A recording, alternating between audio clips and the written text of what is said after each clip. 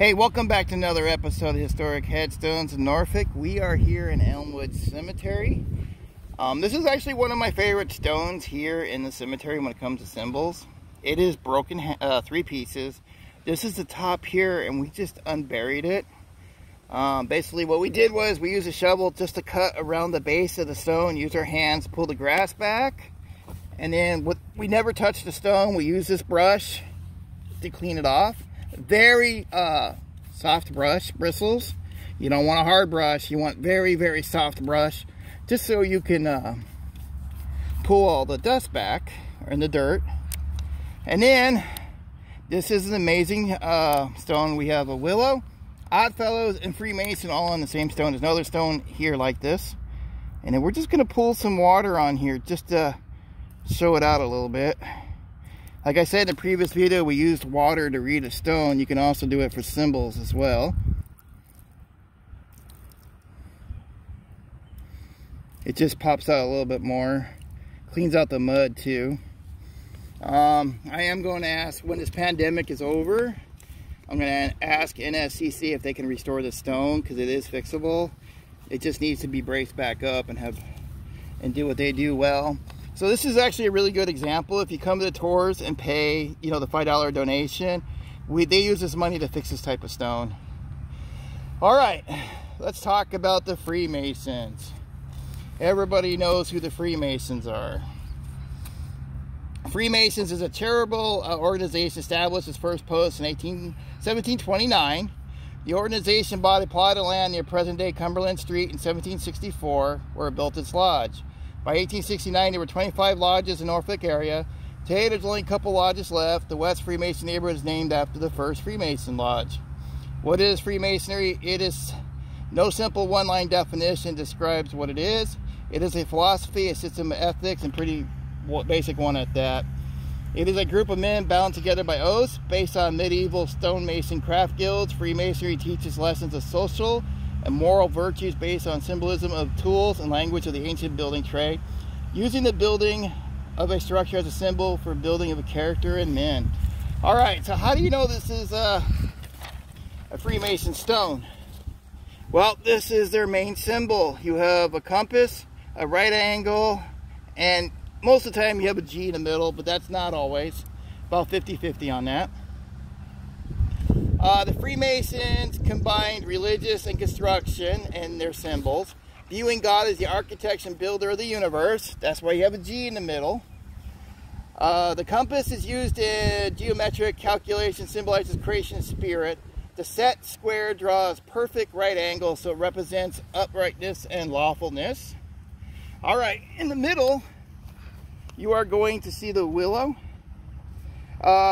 Willow started appearing on headstones around 1820. Here in Hampton Roads, the first example would probably be St. Paul's Church in Norfolk. There is a couple over at Trinity Church in Portsmouth as well, in downtown Old Town. I think St. Paul's is the first in the area to have a willow. The weeping willow on local stones are referring to ancient Greek symbols that were popular during the 1800s. In this case, the willow tree is associated with the underworld.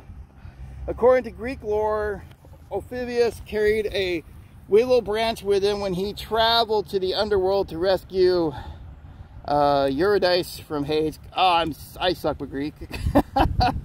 Most assume the weeping willow is a symbol of Greece based upon the name and drawn turned down branches, as you can see there. And they were not wrong. But something I think few people may know about the weeping willow is also a symbol of immortality.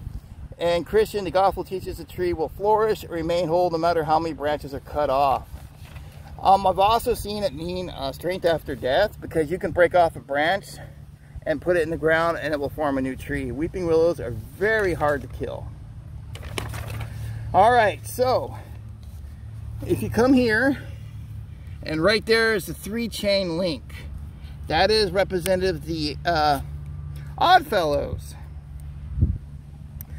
Okay, so the Oddfellows is an organization some people call poor man Freemason.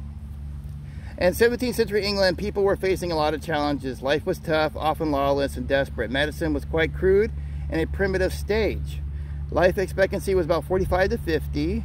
There were a lot of sickness, orphan kids, widowed mothers, and many people who could not afford to pay a decent burial for the dead. So ordinary people from different trades and walks of life found it necessary to group together as brothers and sisters and contribute some of their hard-earned wages to a common fund which they can use for unfortunate times such as sickness, losing a job, and even death. They would work together to help each other and the unfortunate families back on their feet, whether it was rebuilding a barn that had burned or putting in a new crop after a devastating season. It was a friendly society that came to be known as Odd Fellows because it was odd to find people organized for the purpose of giving aid to those in need and pursuing projects for the benefit of all mankind. It was believed that they were an odd bunch of fellows who would behave in such a selfless and seemingly impractical fashion. Odd Fellows are also known as the Three-Link Fraternity, which stands for friendship, love, and truth. So this is friendship, love, and truth. Now on some headstones, you are going to see the links, and you'll have an F, L, T in the middle. They're actually all over the cemetery like that. And this is an Odd Fellow. Odd Fellows are still very active here in Hampton Roads. They got lodges everywhere. And this is why I love the stone. This is the only stone like this in Hampton Roads. And I'm going to ask NSCC this summer if they can restore the stone, because it's an amazing stone and it's very important. So I just wanted to share with you guys what we did here.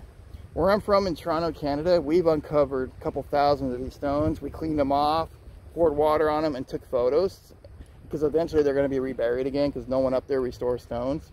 So it's very important for us to find these stones, uncover them, figure out what they are, and photograph them. And if you have somebody like NSCC, they could actually restore the stone and stand it back up. So this is why it's so important to come to the tours as well, because of this. All right, guys, take care and have a great day.